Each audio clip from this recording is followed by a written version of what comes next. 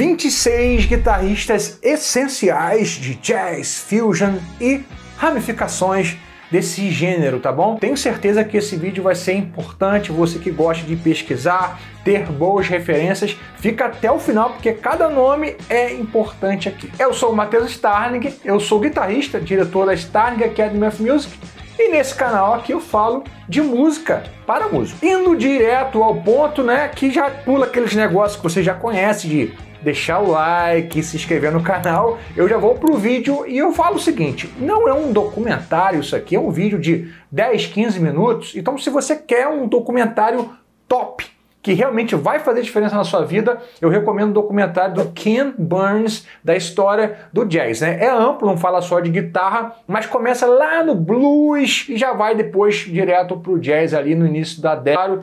É falado ali, narrado, demonstrado, desde o início como que era. E o mais interessante disso tudo é que a guitarra não fazia parte disso, né? A guitarra foi um instrumento que nasceu muito tempo depois. Algo importante, tá, gente? A guitarra, ela nunca foi um instrumento de primeira linha ali no início. E é fácil entender por quê, né? Era um instrumento que ainda nem existia no início ali do movimento do jazz. Então, basicamente era piano, baixo, que era baixo acústico, e bateria, né? E é até interessante você perceber como que a bateria foi evoluindo. Antes eram bateristas de fanfarra, né? Instrumentos separados, alguém foi e começou a juntar aquilo ali. Mas enfim, a guitarra não era tão importante, tão relevante. Ela só ganhou relevância mais tarde, quando a guitarra se popularizou, e ela se popularizou principalmente por causa do rock. Mas é óbvio que a guitarra jazz tem uma importância enorme. Ela foi ganhando tração, né? As bandas começaram a ter mais guitarra, mas se você olhar a bateria e algum instrumento de sopro, né? Guitarra, na situação ali, era uma exceção, tá bom? Então, antes de eu começar a passar os nomes aqui, eu queria saber de você qual é o nome mais importante, fica ligado para você escrever aqui embaixo para mim, e principalmente aquele negócio no meu coração para dizer, é verdade, deveria estar ali, tá bom? Então vamos lá, é o seguinte, cara, no início, basicamente, nós temos três grandes nomes, tá? Voltando, né? O jazz chamado jazz cigano, o Django Reinhardt, já falei dele várias vezes, né? O cara, ele sofreu um acidente, queimou a mão, então ele tocava com 2 dedinhos aqui, fazia miséria. E era muito lá no início. Tanto que ele morreu em 1953, morreu novo, ele é de 1910, ou seja, morreu aí com 43 anos. Então perceba que em 53, né, o movimento do jazz já estava consolidado. E ele era um cara que já veio bem antes da maioria. Mas um outro cara importantíssimo nesse mesmo momento, né, de ebulição no início é o Charlie Christian, que também morreu novo. Ele nasceu em 1916, morreu em 1900, que botou o alicerce mais importante, eu vou dizer assim, na guitarra jazz. Depois dele veio o grande ícone, né, que é o Wes Montgomery, que talvez seja o guitarrista de jazz tradicional mais citado. Então, vou falar desses três caras aqui para você pesquisar. É importante você ter acesso, né, às pessoas que colocaram um equívoco de estar olhando muito para os caras modernos e abrir mão de alguém mais tradicional na minha maneira de tocar. E foi só mais tarde que eu comecei a minha busca pelos alicerces. Então, se eu puder dar um conselho para vocês, é de não deixar de ser o cara que você gosta hoje. A galera mais nova tem essa tendência de olhar a rapaziada da década de 1950. Gente, tem muito nome. Aí realmente é o seguinte, você pode fazer um documentário só de guitarra jazz e bater em subgêneros ali. Então, guitarra jazz, swing, bebop, aí depois fusion, smooth jazz, tem muita ramificação, tá bom? Então eu trouxe alguns nomes aqui na humildade, galera. 26 nomes, foi difícil chegar em apenas 26 nomes, porque senão seria uma lista quase que infinita aqui. Então eu vou colocar aqui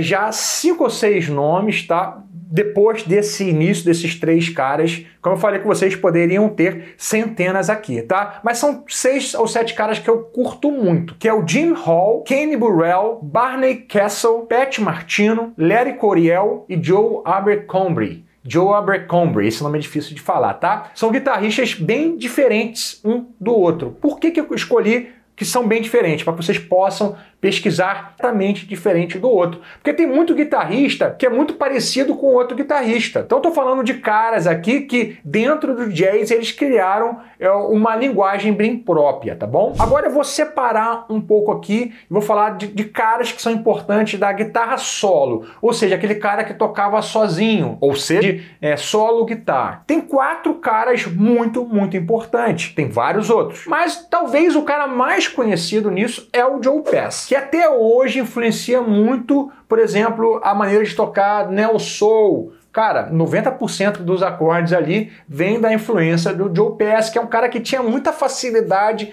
em tocar rápido. Inclusive, ele uma vez falou numa videoaula dele, que é super engraçado, ele falou o seguinte: sabe esses acordes aracnídeos difíceis de fazer? Eu não toco nenhum deles. Todos os acordes que eu toco são fáceis. Então você percebe que, obviamente, de fácil não tem necessariamente muito importante. Tem o Lenny Brown, Ted Green, George Van Apps, tá? São todos nomes chatos de falar.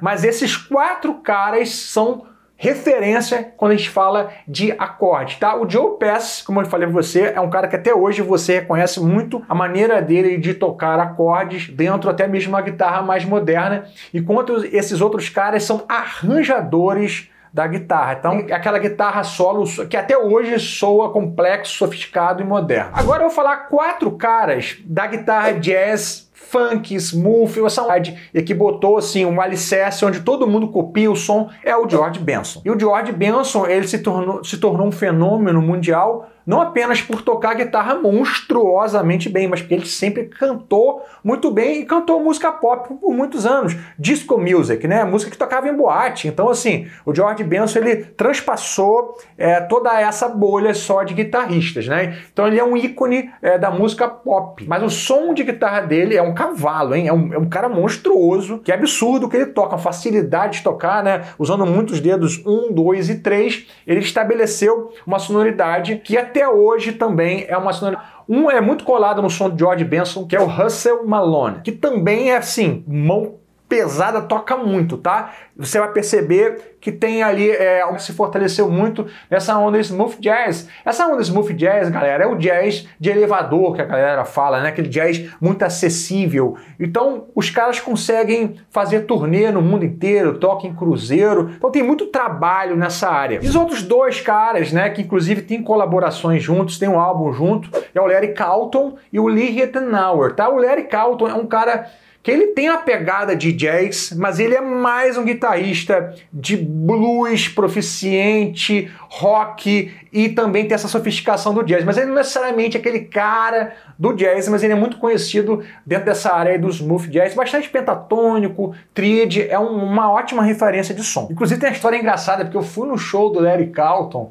em Nova York, no Blue Note, e eu fui no banheiro, né, daquela mijada clássica, com quem que eu dou de cara, assim, abrindo a porta, saindo. Era ele, Larry Carlton, eu fiquei boladão e não tirei a foto, né?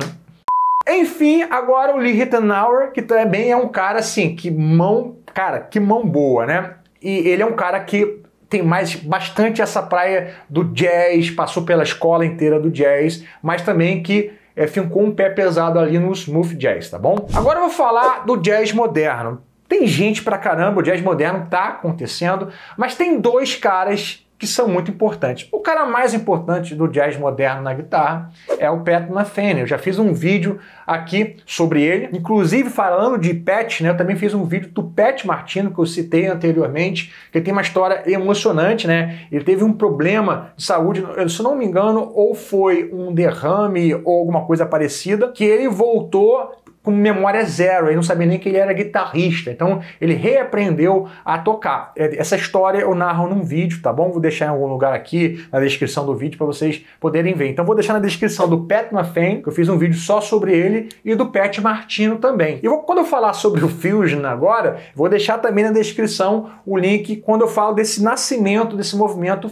Fusion, tá? Mas deixa eu fechar esse parênteses aqui do jazz moderno. Então o cara mais importante é o Pat Metheny, mudou sonoramente, né? Aquele som mais velado, de jazz mais escuro, com bastante delay, ambiência, a maneira dele de tocar. É o Kurt Husenwinkel. E é interessante porque teve um professor meu na Berklee que ele falou algo que para mim exemplifica muito o que eu estou falando aqui desses dois nomes. Falou assim, Matheus, eu já dou aula aqui há mais de 30 anos. Durante todos esses anos, as pessoas vinham em busca do som de dois caras, Pat Metheny e George Benson. Basicamente era porque o Kurt também estudou lá na Berklee, já deve ter uns 25, 30 anos que ele se formou lá, mas desde que ele saiu dali, ele já começou a fazer muito barulho, uma nova sonoridade dentro do jazz e marcou uma nova, vamos dizer assim, um novo momento do som da guitarra jazz, né? Então você percebe que a partir do Kurt Rosenwinkel, muita gente começou a copiar esse tipo de timbragem, o tipo de approach dele. Agora eu vou falar alguns caras, né, do Fusion,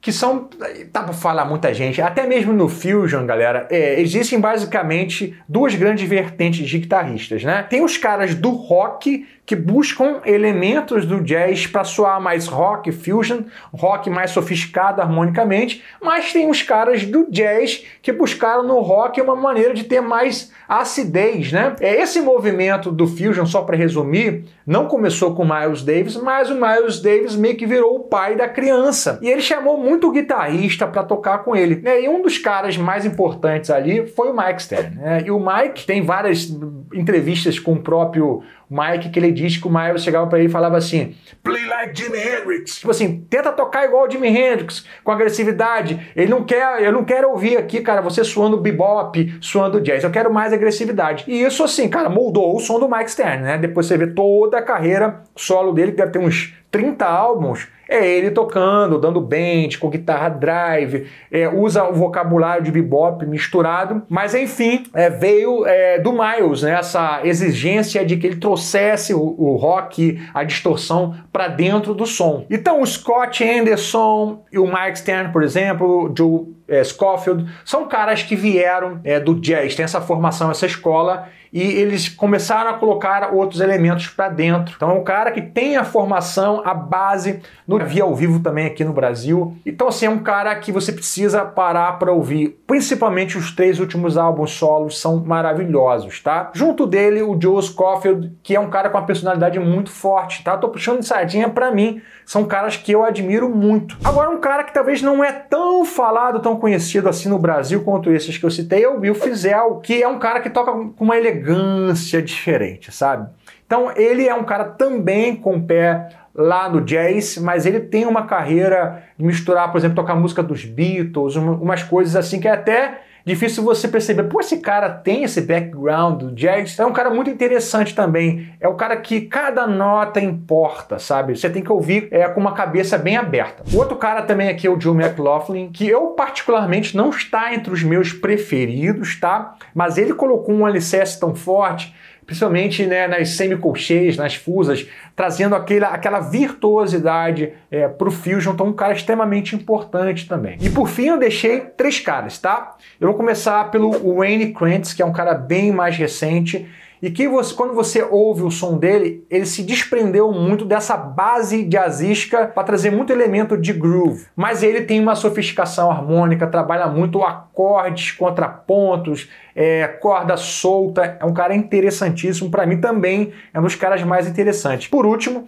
eu deixei 2 caras aqui, né? O Frank Gambale, que também é um monstro, uma monstruosidade, é o cara que levou a técnica de sweep para bem rock fusion, tá? Então ele usa muito elemento de rock, mas ele é um cara também com background do jazz. E por fim, o Alan Holdsworth, né, que é um cara com uma linguagem, tá? Eu particularmente acho um dos maiores gênios de todos os tempos. Eu poderia falar mais alguns nomes, por exemplo, como Greg Howe, Guthrie Govan, que são caras não necessariamente mais recentes, né? Talvez o Guthrie seja um desses caras mais recentes, o Greg Howe mais antigo. São caras com um pé no rock, né? Nasceram em berço roqueiro e foram colocando esses elementos mais sofisticados harmonicamente dentro do som. A de 26, acabei falando 28, guitarristas essenciais de jazz e fusion. Se você chegou até aqui, eu vou te pedir, cara, qual é o nome que você acha que faltou aqui? Se você puder explicar por quê, tá bom? Ou um nome que você tem que você fala, poxa, não conhece a Starling Academy, te faço esse convite para vir estudar comigo. Com todo o nosso conteúdo, quando você entra, a gente faz uma videochamada contigo de 30 minutos para saber o que é